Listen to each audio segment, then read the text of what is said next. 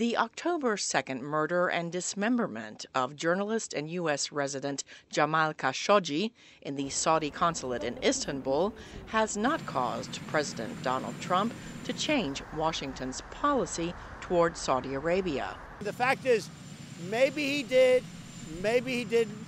If you look at Iran, what they've done, they've been a bad actor. You look at what's happening in Syria with Assad, with hundreds of thousands of people killed.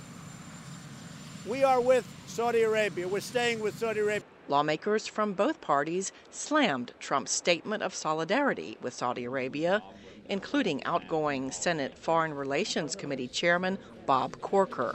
It is a delicate situation when we have a long-term ally that we've had for for decades, but we have a crown prince that I believe directed the killing of a journalist, and the language that was used, it was as if they were writing a press release for Saudi Arabia, not for the United States. In a tweet, fellow Republican Senator Lindsey Graham noted the U.S. has to deal with imperfect situations on the international stage, but cautioned when we lose our moral voice, we lose our strongest asset.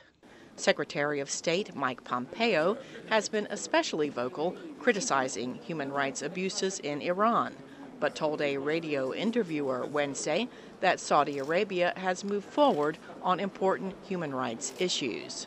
On Tuesday, he was pressed whether the administration's America First policy means human rights last. Your other question is best answered by talking about what we have already done. There has been an enormous effort with respect to fact-finding pertaining to the the murder of Jamal Khashoggi. Yet, Trump has been selective in prioritizing human rights issues, says analyst Aaron David Miller. We want the Saudis to contain Iran, we want the Saudis to facilitate Israeli-Palestinian peacemaking. We want to tout MBS's reformist credentials while ignoring the fact that he has also presided over a harsh crackdown against civil society journalists.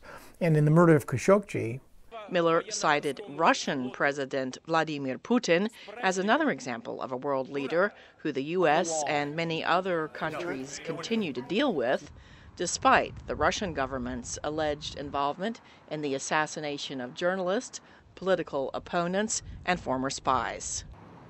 Cindy Saine, VOA News, the State Department.